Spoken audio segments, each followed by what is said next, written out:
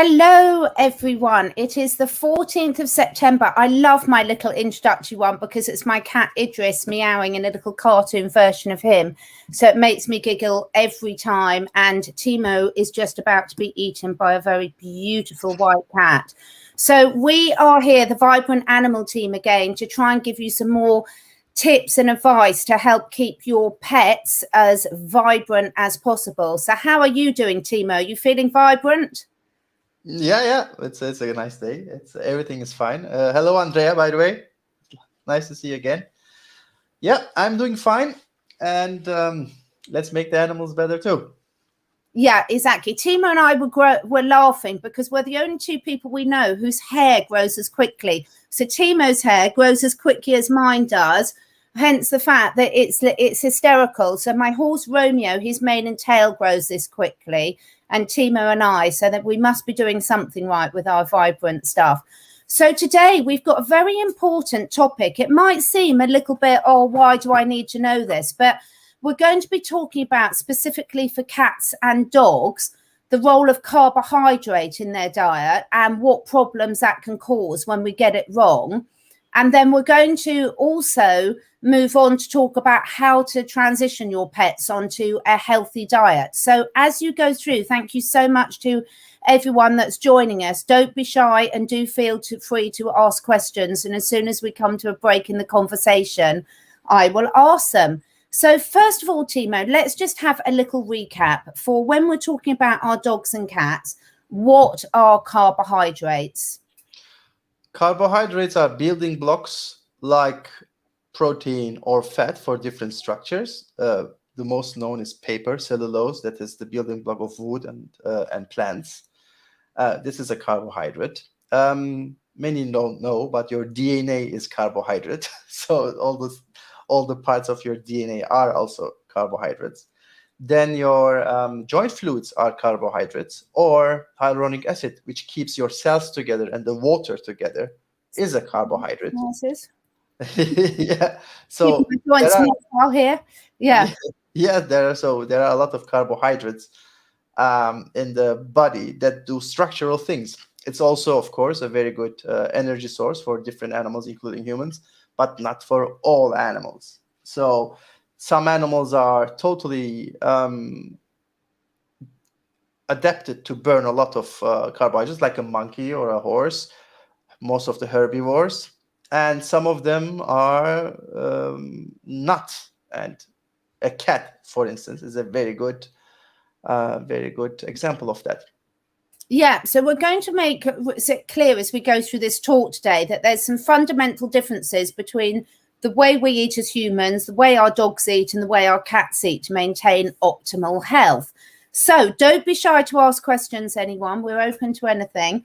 But let's start with dogs first then. So tell us about how dogs can or can't process carbohydrates in their diet. All right, so let's compare dogs and wolves first to understand it better. The wolves are very bad at digesting complex carbohydrates like starch, but they are okay with some amount of basic carbohydrates like fruit sugar and glucose, because they eat part of the season before winter. Some of the sugars from apples and other berries and other plants, they can digest that. And if it's not too much, they are okay with that. So the dogs evolved to digest some of the starch they are getting in their intestinal tract, but they are not evolved enough to start the digestion in the mouth like a real sugar eater, right? Yeah. So they have some genes helping them to produce some of the enzymes that is needed to break down starches, but they are not good in breaking down very complex starches. And we will come to that. So starch is not just starch. There are so many different types. And even if in the same plant, you can have a total different structure of starches which dissolve or break down differently. Yeah. Okay. So what about cats? Oh, cats are really poor in that. They can digest very little amounts of starch, and that is mostly in their liver. And they are not made to eat complex sugars at all. And they are mostly 99% meat eaters anyway, animal matter eaters. and within this 1%, they cannot get much sugar anyway.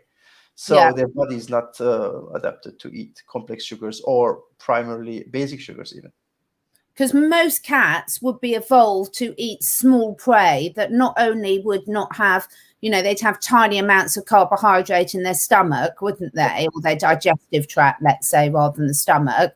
But also they're not going to, they're going to be small, agile, little low-fat prey, etc. So hi, Melanie from the USA, from Tampa Bay, from the USA.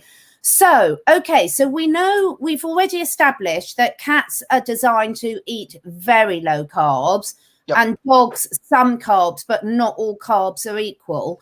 So what is some of the main problems with some of the commercially made pet foods that people can buy?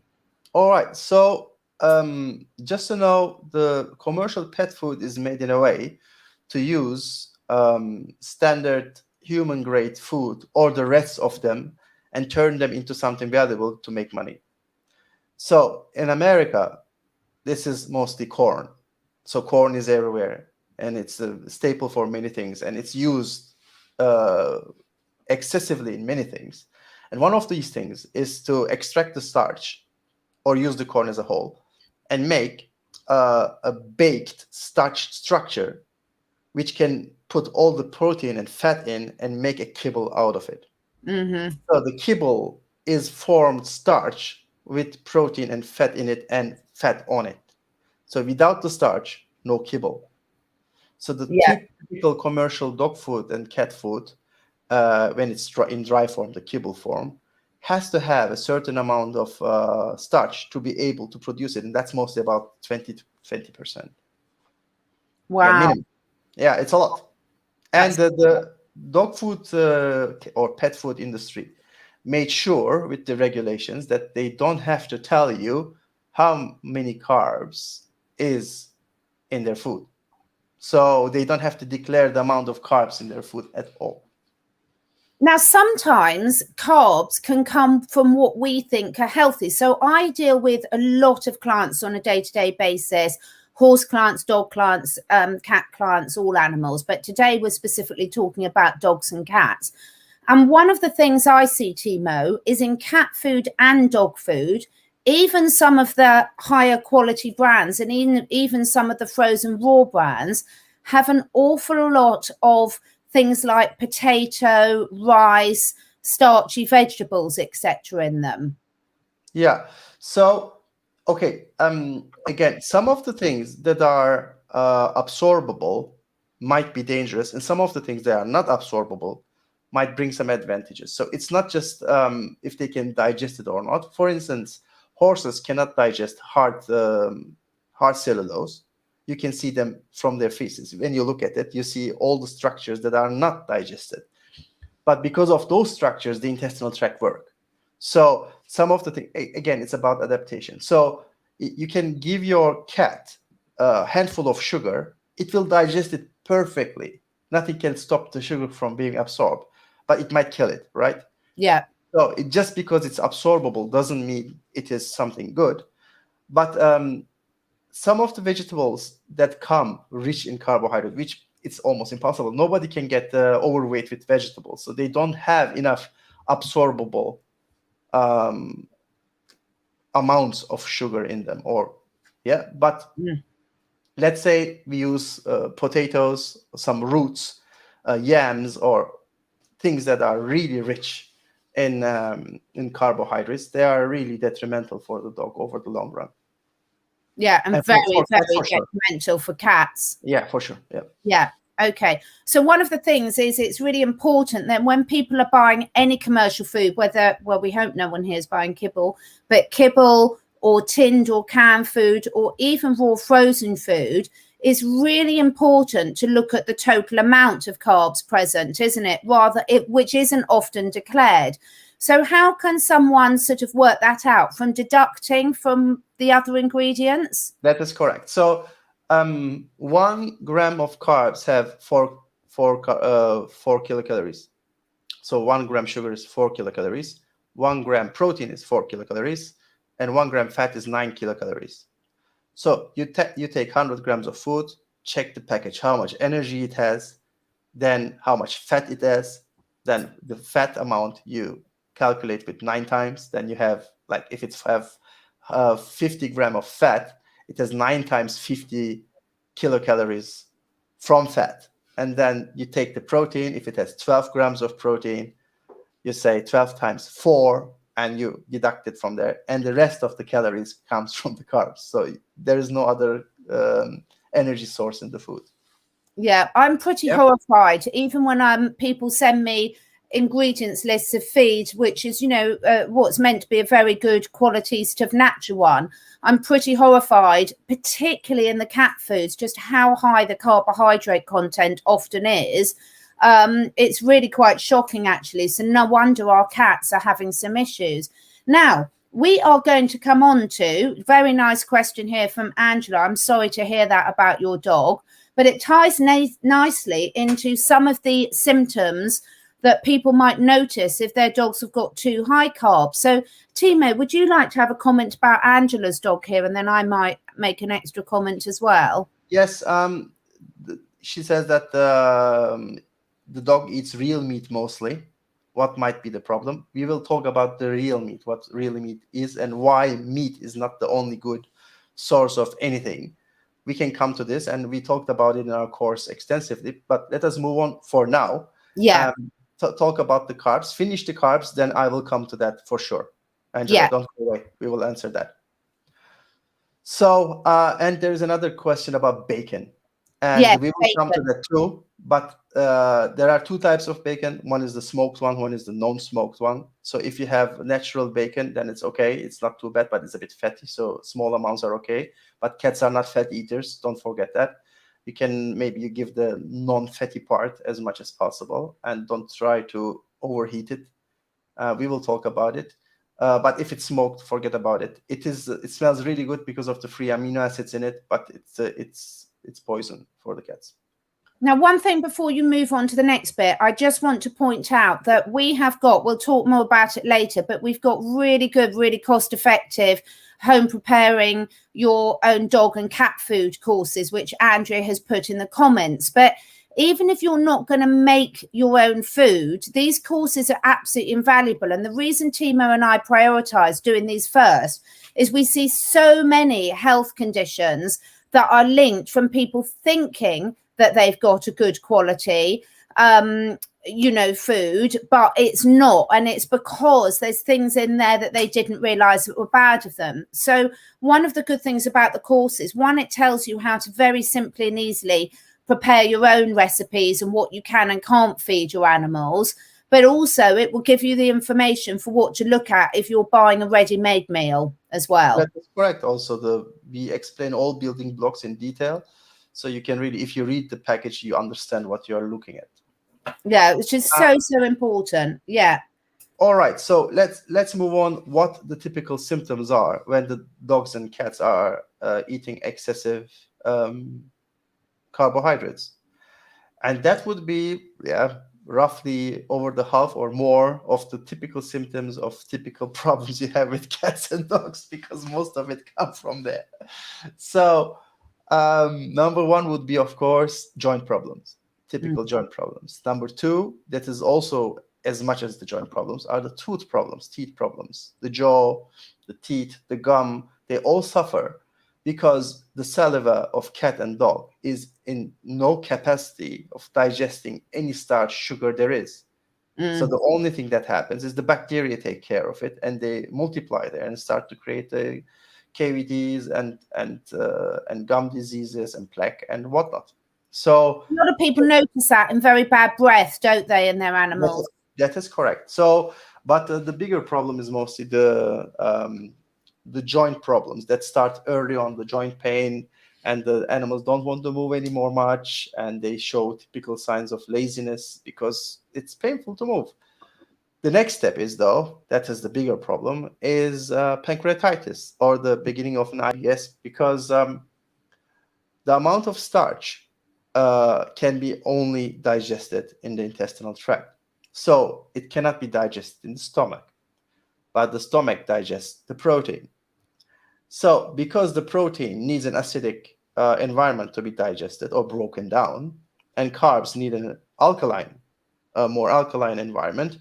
They don't. When you mix them, you cannot really break down any of them because you are increasing the need of acidity for the protein, which has zero effect on the carbs. So all the protein and the carbs are passing the stomach and entering the intestinal tract.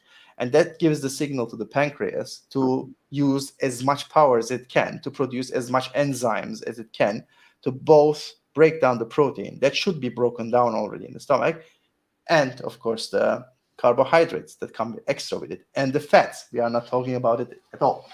So it's the basic, one of the main reasons of pancreatitis.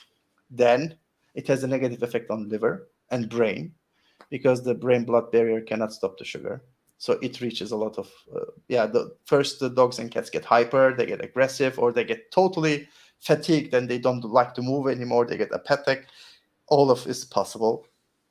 So yeah, nothing good comes out of this amount of sugar for dogs or cats. And, so we've also got the skin problems, haven't we, as well? Ear, paw, skin problems, which are absolutely right. That's correct.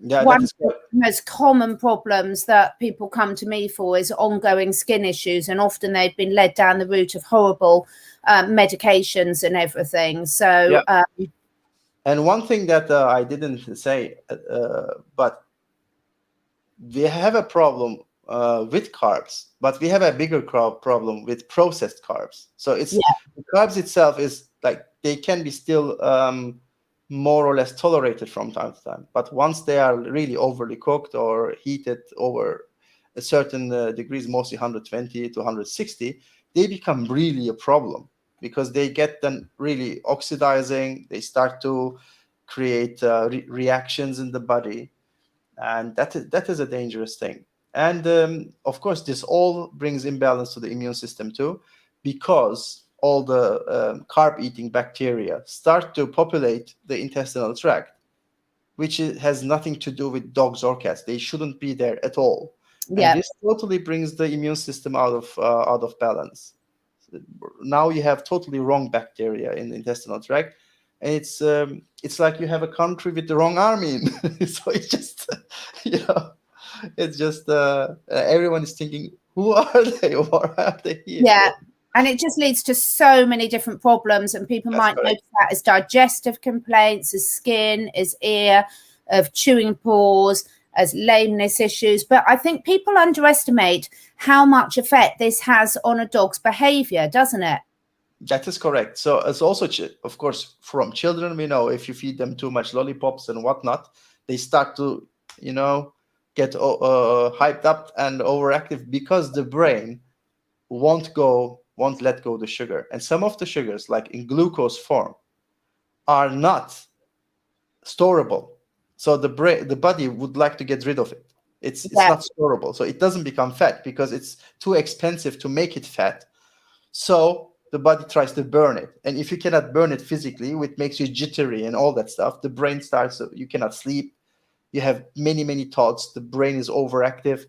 And by the way, we have the same problem with horses. It's not just dogs and cats. So if you feed them with molasses and sugar all the time, they get also crazy. They cannot lay. They cannot calm down. Yeah, all types of behavioral problems. Yeah, so it's not just for the carnivore. Well, you should see how I behave when I eat the wrong things. It's not nice. So now, just before we come on, we've got some very good questions coming up. So there's just one more thing I want to ask Timo about, and then we'll have a pause and go through all the questions. So Timo, rice. So many commercial foods, even a lot of the raw frozen ones, contain rice, and quite often vets will say, give your dog chicken and rice. Can you talk us through rice for dogs and cats, please? All right. So number one used or sold dog food type would be chicken and rice and lamb and rice. Number two is lamb and rice. And lamb and rice is super, super popular because lamb is mostly not an allergic type of meat.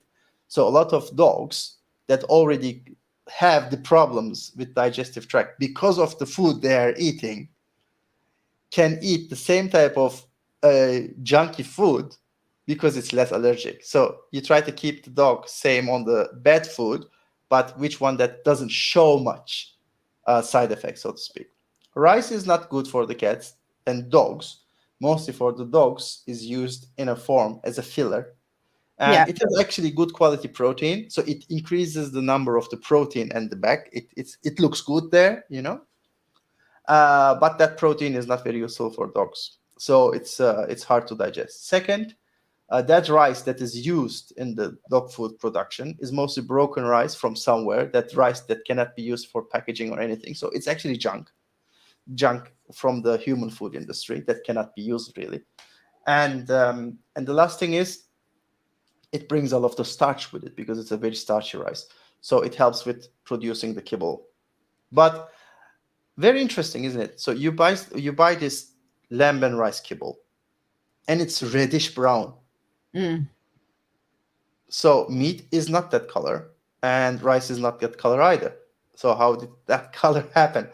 So that happens what you do with your bread. When you bake your bread to a certain degree, then you have this crust on it, and that's the color of the kibble. So this is the what the temperature does all to all these carbs. So you understand why you cannot see that color. Yeah. Okay.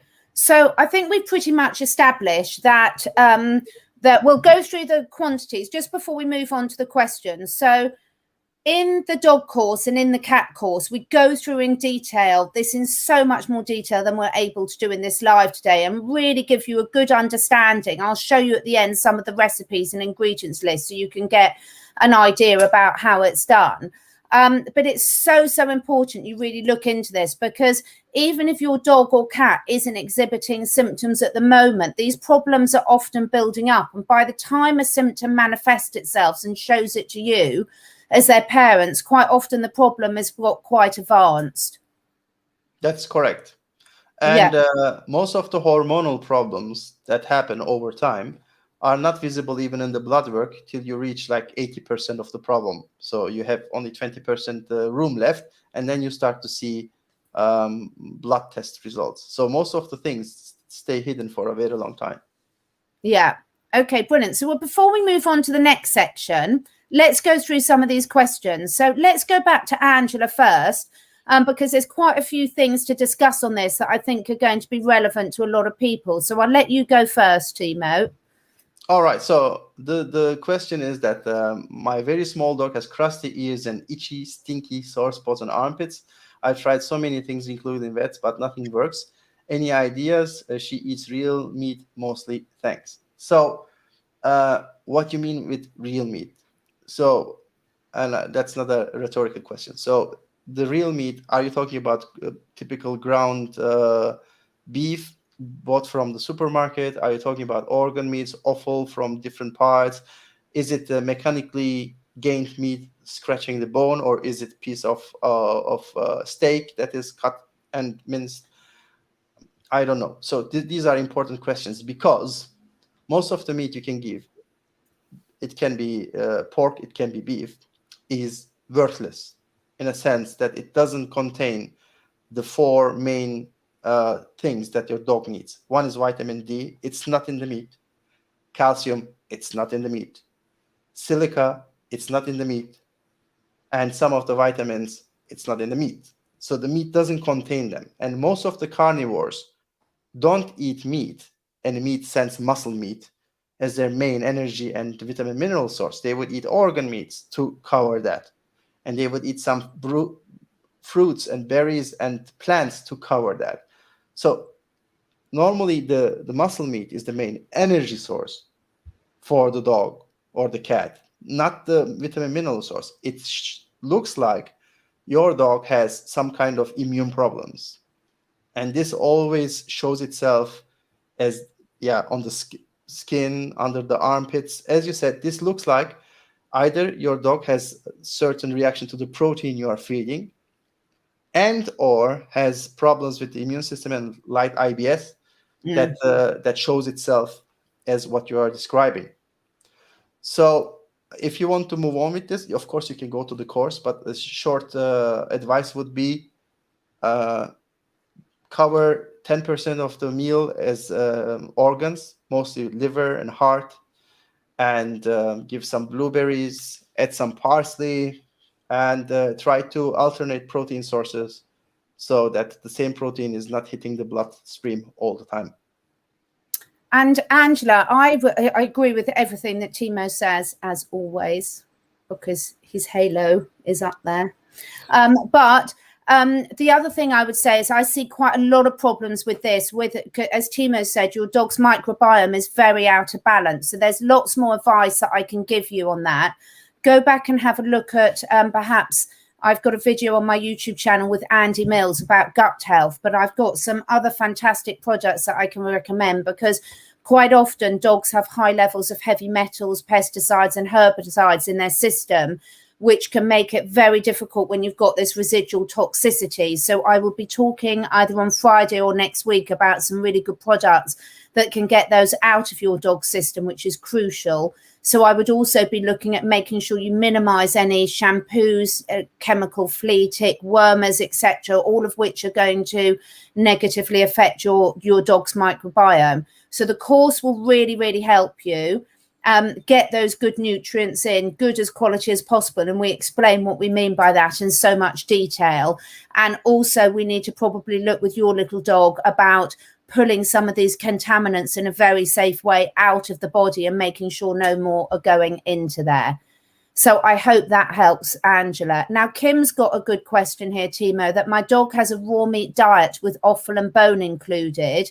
I've read this has all the nutrients and organs and bone. Is this right? 80% right. The 20% is still missing. Can be 10% depending on the quality of the offal you are giving.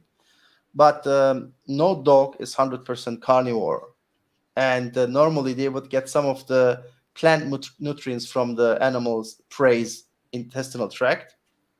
And they would also chew some grass, some plants, and some fruits when they have the chance to. So bring some variety and bring some plants. But again, I'm not against it. But I don't see any dog craving vegetables at all. So it's not like you have to feed your dogs with carrots and stuff. Like it's not necessary. But some parsley, some rich leaves, green leaves, and some blueberries and stuff. It's highly, highly, highly effective for the dog's health. Yeah, and organic where possible, if you can afford it. Obviously, we just all do the best we can, but it's really important. And one of the things that I would also add to that, Kim, is making sure your dog's getting a variety. So no animal is designed to eat the same thing every meal, every day. So making sure that they're getting different protein sources and some variety in their diet is really, really important. Now, Timo, we've got a good question here from Gypsy Daisy. Are there any healthy options for treats? Yes, of course. Fish, small fish, anchovy, sardines, depends where you are. Maybe herring, small herring, not salted and not smoked. It's important. Lightly cooked or air dried, that's okay. This is a very good, also it's a very good joint supplement in itself. The fish is a perfect joint supplement in itself. Also, low starch sweet potato slices from time to time. Celery sticks, super good. Mine love sweet potato. Because I love sweet potato, and so as treats, I slice mine, Gypsy Daisy, and I cook them. I do different things because one of my dogs is 15 now, or nearly 15. So she loves it with a little bit of turmeric sprinkled over it, with a tiny little bit of olive oil on, and not olive oil, coconut oil, just to coat it to make the turmeric stick. But if not, just baked in the oven. Little bits of liver can be quite good treats as well, can't they? Yeah, if it's dried properly, yes. Yeah. Okay. So lots of healthy treat options that you can do, but basically a bit like us, that the least processed it is, the better. Quite a few of my neighbours have actually had puppies, and they've been able to get their dogs to have little chunks of lightly steamed vegetables as treats because they love it. And sometimes if you mix it in with a little bit of meat, it takes on that that smell, and they go for it really well. Now, MJ, my dog can't stop licking our paws. This is very linked to the microbiome and the diet again often, isn't it, Timo? That's correct. By the way, there are different types. If some dogs will only really lick the paw, and that can be also cracking paw is sometimes a typical sign for it. Lack of minerals, as you said, microbiome being not in balance is typical sign. And walking onto too cold floor for some dogs, it is a sign. So if it's already cold outside and you walk every day with your dog 1 hour and it's always cold, some dogs show this response, but some dogs will also lick the other upper part of their paws all the time. And that is a typical sign of mineral imbalance, very typical. And yeah, maybe Catherine, you have something to add for it. Yeah, so a lot of these are coming from either nutritional deficiencies or the fact that you've got the wrong mix of things or in your food. And quite often, the sad reality is now is a lot of the food that our dogs eat or we eat is very heavily contaminated with antibiotics, pesticides, herbicides, and chemicals. So quite often it can be a sign that there's nasty toxins as well to get out. So I recommend, having a look at the overall balance of your diet, taking into account what Timo said about the possible physical causes, and then looking at actually putting some things in to support your dog's microbiome and get the microbiome working really healthily.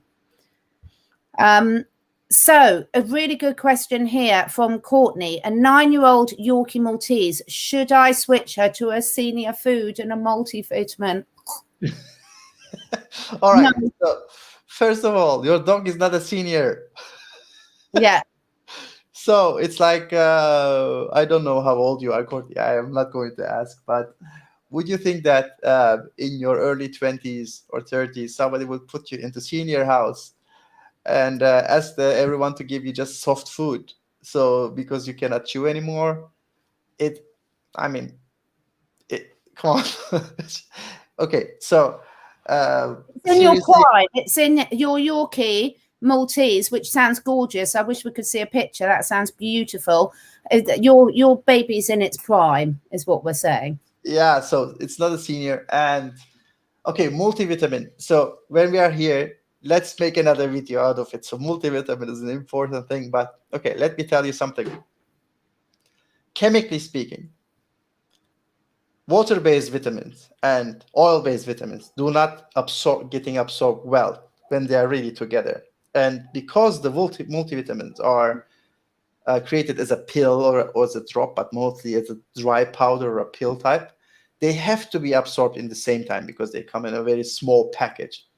So when you give a multivitamin, the absorption is very poor. This is number one, because fat-based, oil-based, fat-based, and water-based systems do not mix well. Number two, these vitamins are mostly not in an original form or a natural form. So they are produced somewhere very cheaply. And they mimic the stuff, but they are not the real stuff. They are imposters, so to speak. Not all of them, but most of them. So if you want to give your dog a multivitamin, then I would suggest take 5 berries, 5 leaves of parsley, and a dried fish. And you have it. Don't feed it in the same time. So first give the fish, wait a bit, then give the water-based stuff, and you're covered. Seriously, it's not necessary at all. And don't forget, most of the older dogs are getting old very quickly because they are fed a food that is poor in energy. So they don't have enough energy anymore for the reproductive systems, and for male, that when the reproductive system is inactive, then the testosterone drops, and then that's the death of any male. So when the testosterone drops, your dog dies very quickly. Don't forget. And for the female, it's also, it causes a lot of problems. So do not underfeed your dog with energy. Senior food is, I don't agree with it. And can I just add that by the nature, any senior food is going to be a processed food. So dogs or cats in the wild, they don't say, oh, I've got to go and find a senior rabbit to catch and eat now. A rabbit is a rabbit. So whether your dog or cat is a puppy, or I was laughing at you at the testosterone and the lack of use. I was going to make a comment there, but I decided not to. But So yeah, what we've got to remember, if we take it right back to basics, a rabbit is a rabbit, a duck is a duck, a mouse is a mouse. Now, of course, there's individual ones. You might have super mouse and baby mouse, and but they don't select different food through different stages in their life. Their food chain is their food chain. So anything like a senior food and puppy food and things like this is a complete marketing, and you will only find that on the commercially rubbish foods, etc. So the more you feed your dogs the real food, the more you won't have these issues, and it will start to make sense. And again, in the courses, I'll show you actually, let me see, share screen, add to screen. Can you see this? So this gives you an indication of, in the courses that we go through in great detail about, this just happens to be the cat one, about first choice, second choice, avoiding ingredients and the different types and how many you can use them. So it really gives you a lot of confidence about how you can actually get these things into your animals' diets in a natural as form as possible. And it's great advice for us as well.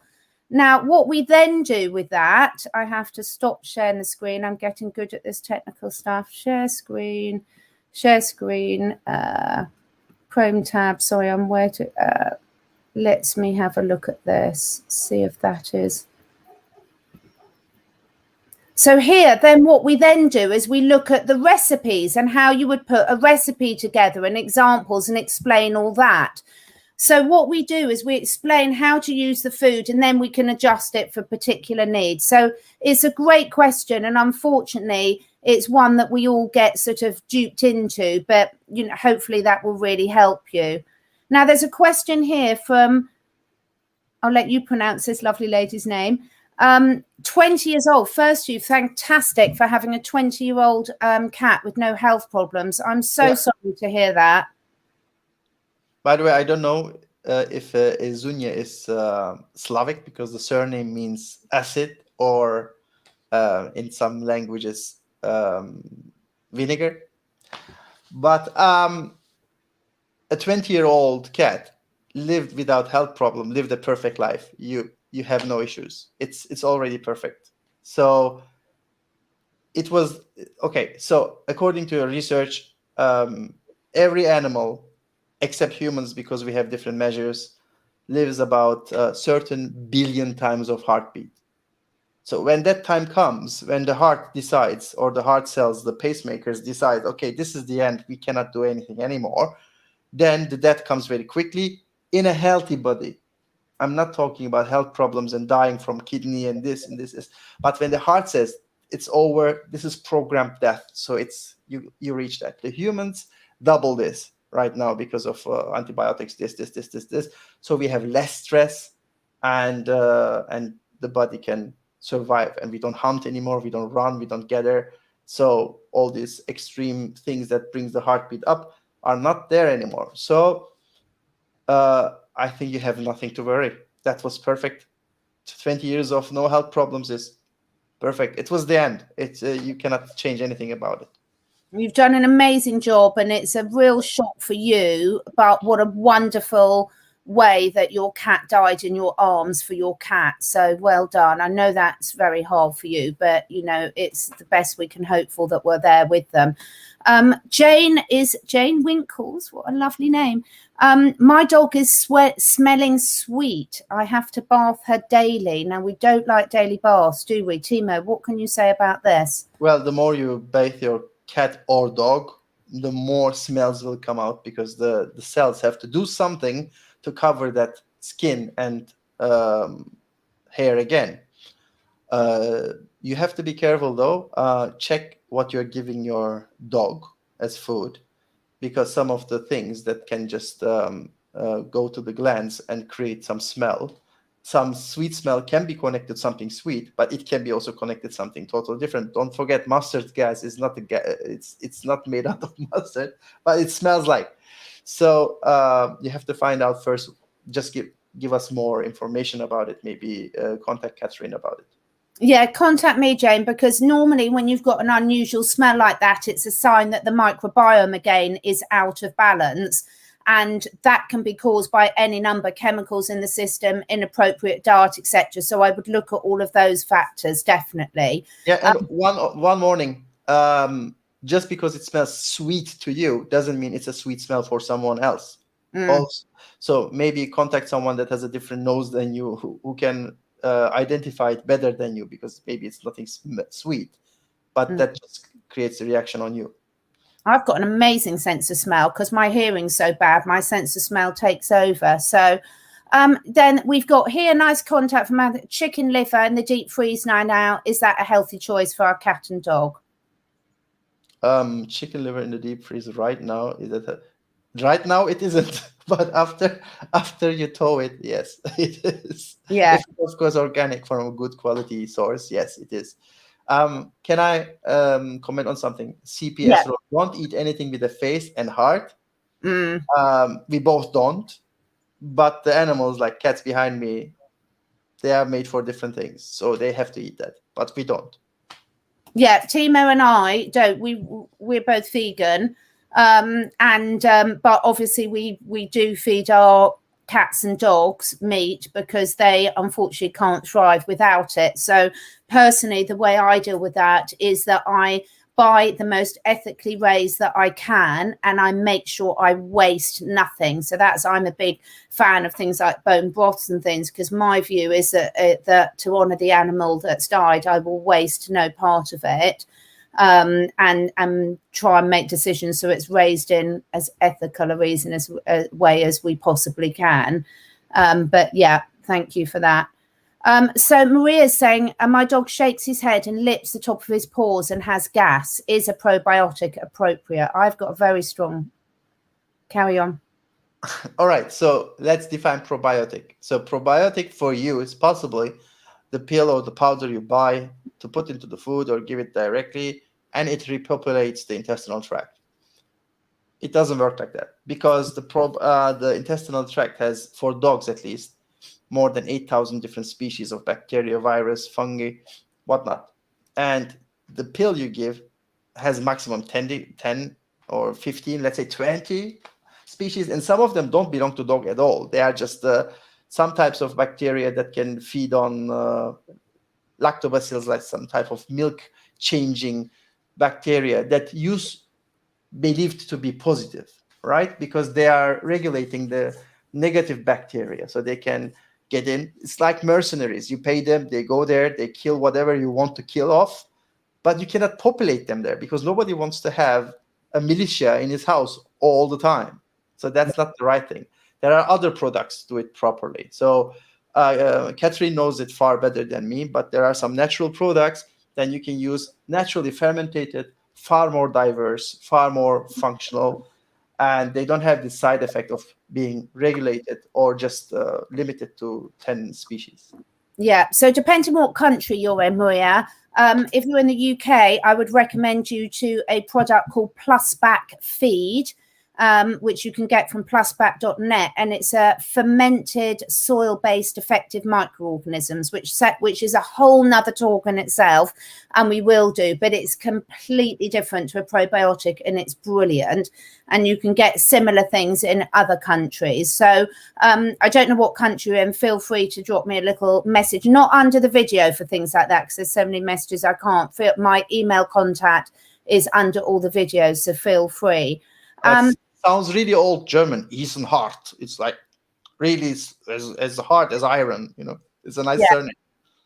And Jane, you feed her meat. As we sort of explained to the other lady above, there's meat and there's meat. Not all qualities of meat are the same. Not all meat. Your dog can't survive just on meat. It needs different cuts of meat. It needs to be balanced. It needs to have the offal in as well. So this is one of the things. It's like when people say to me, well, I feed them raw.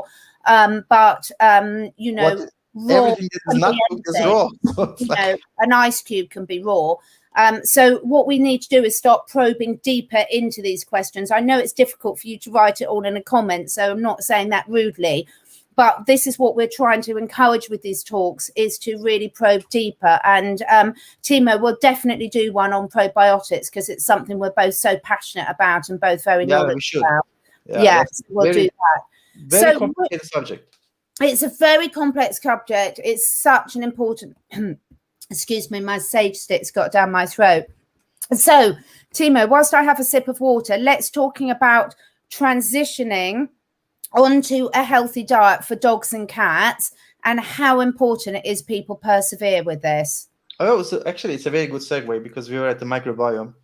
So the microbiome is the deciding factor of what your cat or dog wants to eat, what they crave, right? So it's not the brain that craves stuff always. Brain can crave stuff, but mostly the microbiome that dictates what they want. If a dog or a cat goes out to eat grass, it doesn't happen just because they want to eat grass, but what the microbiome gives the signal that it needs a certain type of nutrients to be functional.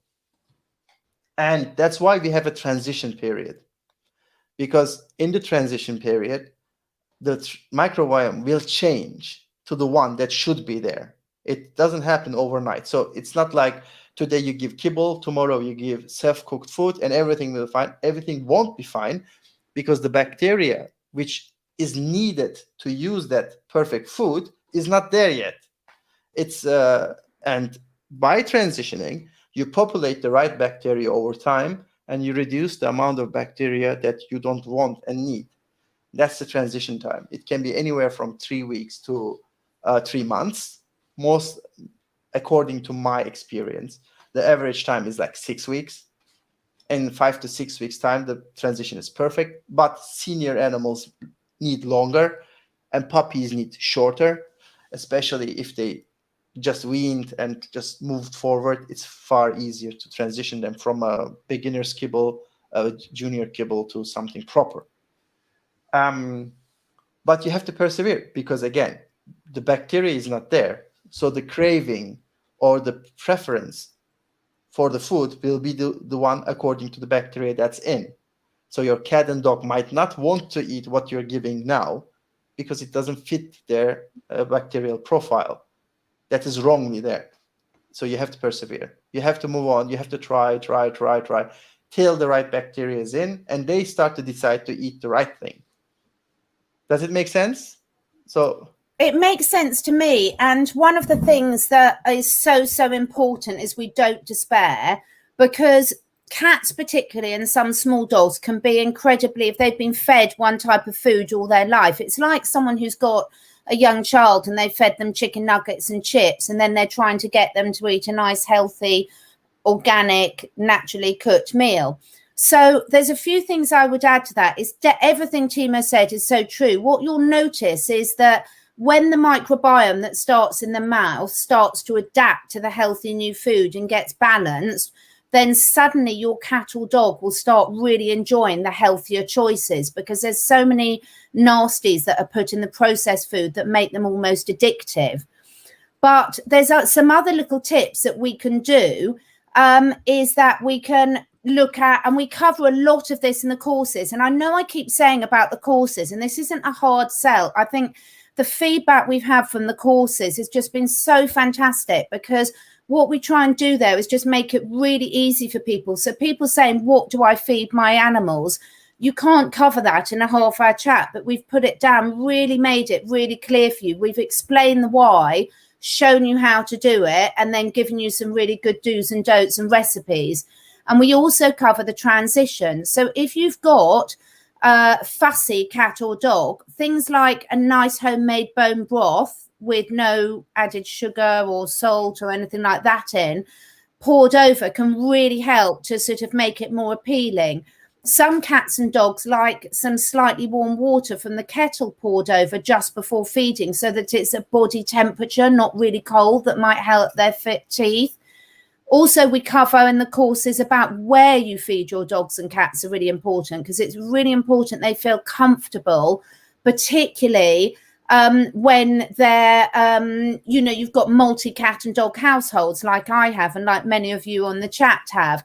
So all these things are really important to the transition. But I would say the number one thing is the attitude of the owner. Once you know that this will literally transform your animal's physical and behavioural health, and once you're really committed to that, then you're not going to give up and you're going to keep going, because once you've done it, you will never look back. Yeah, it's like the cats have their own feng shui going on. It's like they choose where they want to eat, they choose where they want to lay. They have their own, what should I say? It's like some kind of wellness feeling according to their environment, and they choose that. And if you don't feed them accordingly, they might refuse to eat or just get fussier. Yeah, so we give all these courses in there, but those are the things you've got to look at. Where you're feeding them, when you're feeding them is really important, not leaving food out for them. You've got to look at the temperature that you're feeding them, the consistency. So some animals like nice chunks to chew on, other or to swallow, others like if they're used to a more pate consistency. So all of these things, it's finding your animal's preference, but please don't give up, because what you feed your animals can't go out. I mean, my cats are lucky enough to be able to go and hunt, although we all run around. My son's just rescued a bird from one of them. It was fine, everyone. Please don't shout at me. It was fine. But your cats and dogs cannot go to the supermarket. They're reliant on you to advocate for them and to educate yourself for the best possible, things for them. And Linda here, yes, organic farmers markets are absolutely brilliant.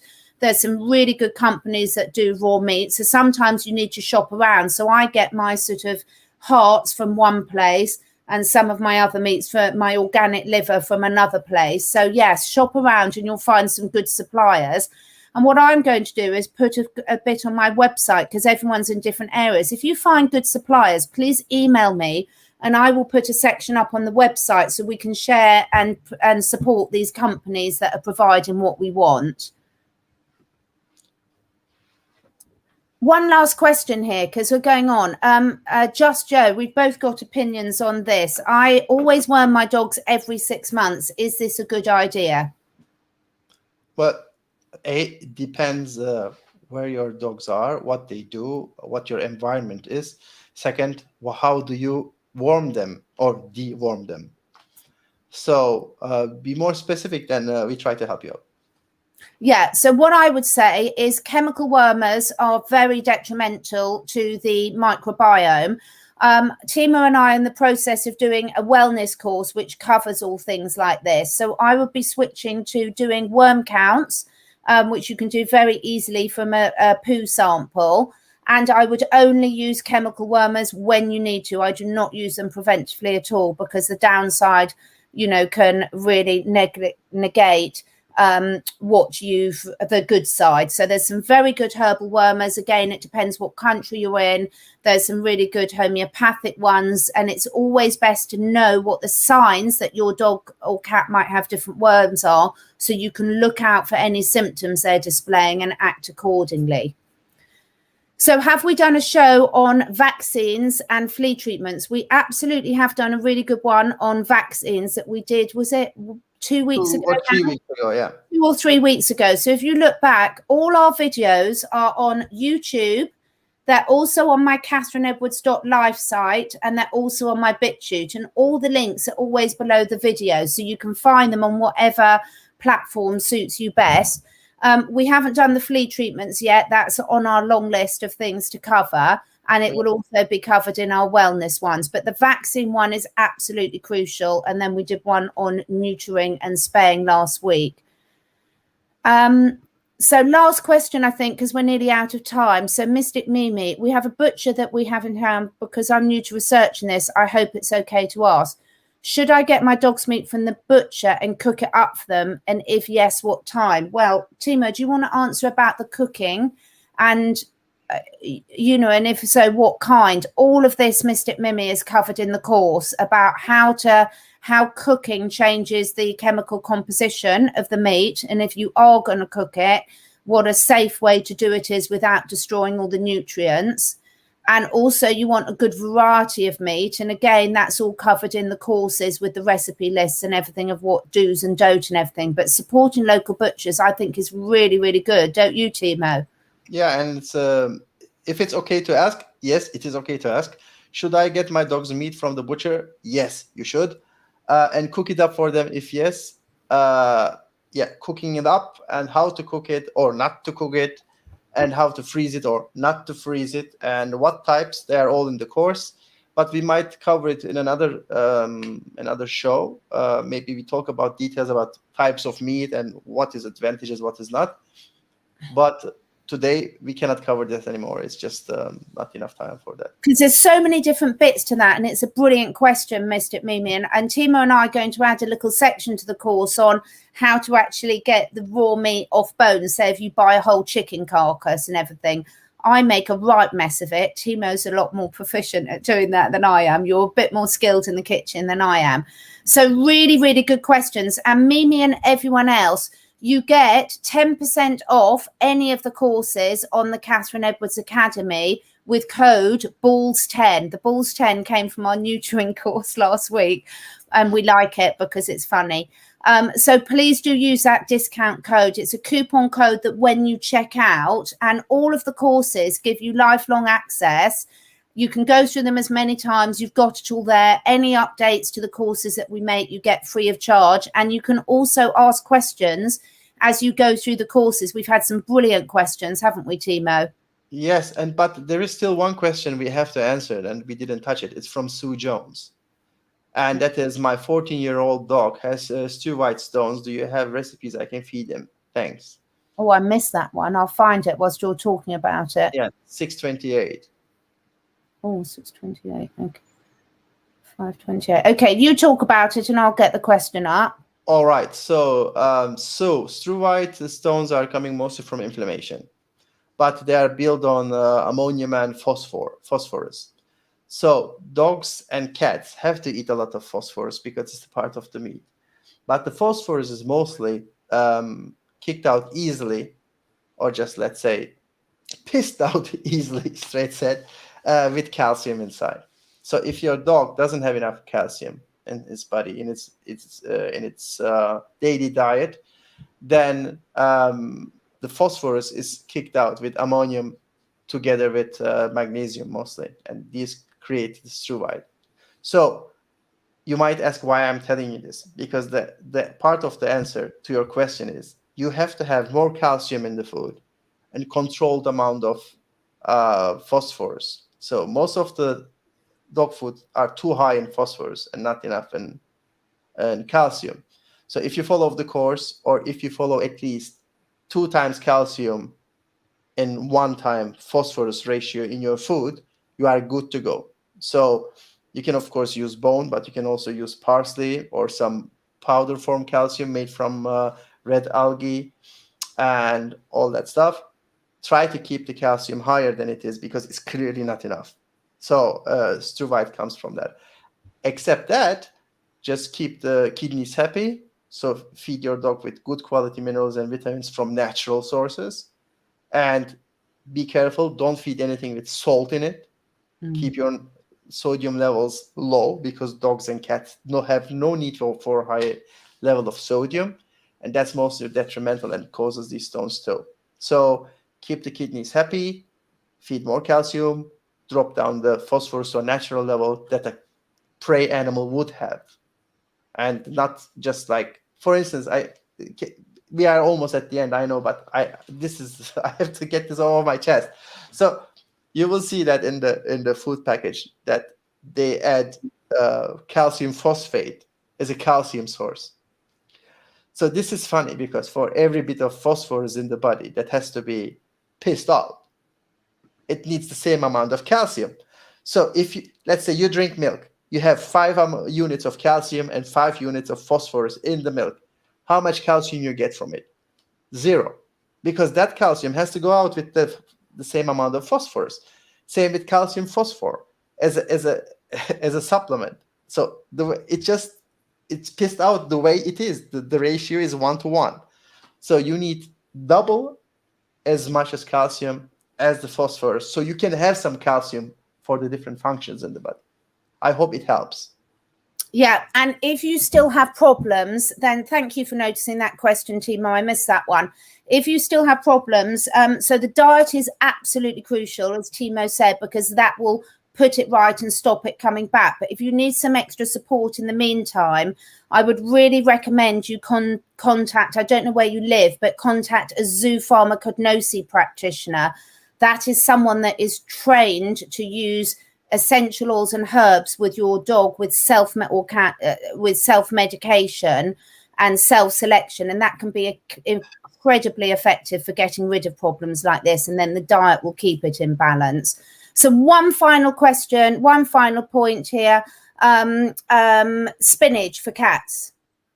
Oh, in very small amount, under 1%, by the way, it's okay, because it's still rich in oxalates. You don't want to have too many oxalates in the cat's body. But at 1%, it's acceptable, and it's a good source for calcium. But parsley is even better source of calcium. But don't forget, if you have a calcium source, if you want the calcium to be absorbed, you have to have phosphorus and vitamin D in the system to absorb it properly. So if you feed spinach without the meat or without the phosphorus, the absorption is not going to be the same as if they come together, right? So you have to take that into account. Yeah. So I would like, we get the best people on this chat. All brilliant questions, everyone. Wonderful to see you really engaging in this so well, because Timo and I are so passionate at helping people make the best possible decisions that they can for their pets, because we all love them so dearly, but sometimes we can make decisions for them that aren't in their best interest. So educating ourselves. So Timo, thank you so much. You are absolutely brilliant. And I'd really ask everyone to support us we've got more courses coming. We're keeping them really reasonably priced. So I really hope that you can support us, use the discount code by having the courses, because that we do all these things obviously for free, and that allows us, by doing those courses, to run the website, run the platforms, do this work, and make sure that we can really help you and your gorgeous animals. Thank you so much, Andrea, for your help in the chat. And thank you so much, everyone, for all your questions. And we will see you next week. I don't think we've decided on a topic for next week, have we yet, Timo? No, we didn't. Well, we'll talk about that off camera, and we will put the notification up tomorrow for the live. So thank you so much, everyone, and see you, we hope, next week. Please do like and share this to any of your other friends that have got pets, because our pets need us to know this information. Take care. Bye.